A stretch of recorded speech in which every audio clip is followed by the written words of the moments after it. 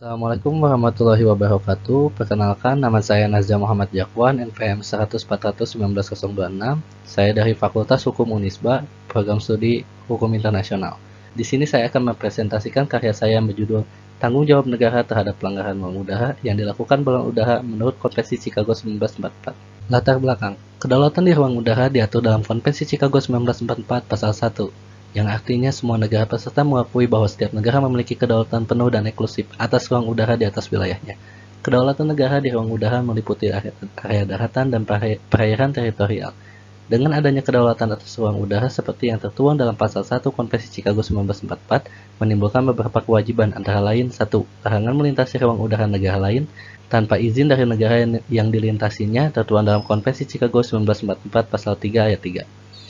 Yang kedua, keselamatan penerbangan. Setiap negara mempunyai kewajiban untuk menjamin keselamatan penerbangan sipil yang tertuang dalam Pasal 3D Konvensi Chicago 1944. Yang ketiga yaitu larangan menggunakan penerbangan sipil untuk tujuan lain seperti di dalam konvensi terdapat di Pasal 4 Konvensi Chicago 1944. Yang keempat yaitu mengendalikan pesawat tanpa awak yang terdapat pada Pasal 8 Konvensi Chicago 1944.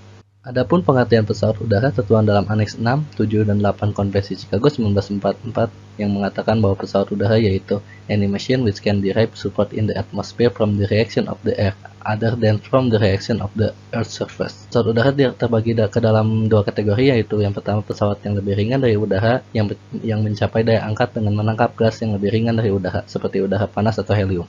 Yang kedua yaitu pesawat yang lebih berat dari udara yang menggabungkan beberapa bentuk sayap yang ketika digerakkan di udara menghasilkan gaya angkat. Untuk ke identifikasi masalah, yang pertama yaitu bagaimana kedudukan balon udara menurut Konvensi Chicago 1944, dan yang kedua yaitu bagaimana tanggung jawab negara atas pelanggaran ruang udara oleh balon udara menurut Konvensi Chicago 1944. Metodologi penelitian. Saya menggunakan metode pendekatan yuridis normatif, teknik pengumpulan data menggunakan studi literatur dokumen, dan teknis analisis data menggunakan normatif kualitatif. Pembahasan. Yang pertama yaitu kedudukan balon udara menurut Konvensi Chicago 1944. Konvensi Chicago membagi posisi pesawat ke dalam dua fungsi, yaitu pesawat udara negara dan pesawat udara sipil, tertuang dalam Pasal 3B Konvensi Chicago 1944. Balon udara dikualifikasikan sebagai pesawat udara menurut Konvensi Chicago 1944 terdapat pada Aneks 2 Konvensi Chicago 1944. Untuk balon udara bebas tanpa awak, hanya dapat diterbangkan dalam kondisi tertentu, seperti di lampiran antara lain terdapat pada Appendix 4.2 General Operating Rules dalam Annex 2 Rules of the Air. Dengan demikian, balon udara termasuk ke dalam pesawat udara, maka dari itu, setiap negara yang menerbangkan balon udaranya memiliki kewajiban yang tertuang di dalam Konvensi Chicago 1944.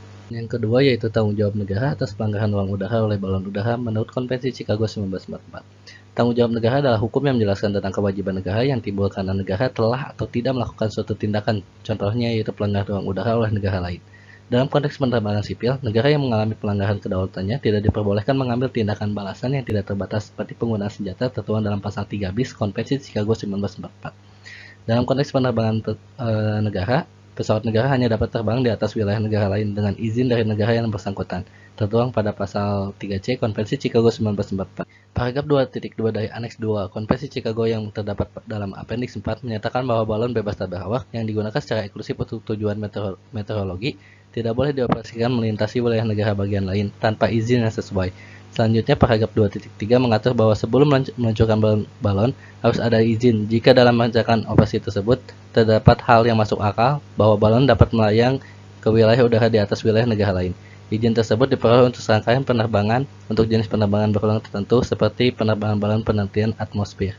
Ketika suatu negara mengalami pelanggaran kedaulatannya dalam ruang udara oleh pesawat asing, negara tersebut memiliki hak untuk menyergap atau mengintersepsi pesawat tersebut dan meminta agar pesawat tersebut mendarat. Dalam konteks penggunaan kekerasan terhadap high altitude balon, terdapat dua kemungkinan pembenaran hukum internasional yang dapat dipertimbangkan. Yang pertama yaitu hak inherent untuk membela diri, yang kedua yaitu tindakan pembalasan. Kesimpulan. Yang pertama yaitu menurut Konvensi Chicago 1944, kedudukan balon udara merupakan pesawat udara diatur dalam Aneks 2 Konvensi Chicago 1944, dan balon udara termasuk ke dalam pesawat udara yang lebih ringan dari udara. Balon bebas tanpa awak hanya dapat diterbangkan dalam kondisi tertentu terdapat pada Appendix 4.2 dalam Aneks 2 Rules of the Air. Balon bebas tanpa awak merupakan pesawat udara tanpa awak terdapat pada Pasal 2 dalam Aneks 7. Maka dari itu, setiap negara yang menerbangkan bawah udaranya memiliki kewajiban yang tertuang di dalam Konvensi Chicago 1994. Yang kedua yaitu hukum tanggung jawab negara adalah hukum yang menjelaskan tentang kewajiban negara yang timbul karena negara telah atau tidak melakukan suatu tindakan. Pelanggaran ruang udara merupakan suatu tindakan yang menimbulkan tanggung jawab negara karena telah melanggar suatu perjanjian. Dalam konteks penerbangan sipil, negara yang mengalami pelanggaran kedaulatannya tidak diperbolehkan mengambil tindakan balasan tidak terbatas seperti penggunaan senjata.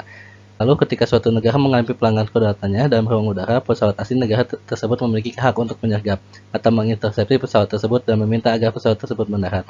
Menurut hukum internasional, penggunaan kekerasan terhadap pesawat asing yang melanggar ini dianggap sah, asalkan tindakan yang diambil merupakan langkah kehati-hatian. Dalam konteks penggunaan kekerasan terhadap hak Attribute Bahram, terdapat dua kemungkinan pembenaran hukum internasional yang dapat dipertimbangkan. Yang pertama yaitu hak untuk membela diri, yang terdapat pada pasal 51 Piagam PBB, dan tindakan pembalasan. Dan presentasi dari saya, terima kasih. Wassalamualaikum warahmatullahi wabarakatuh.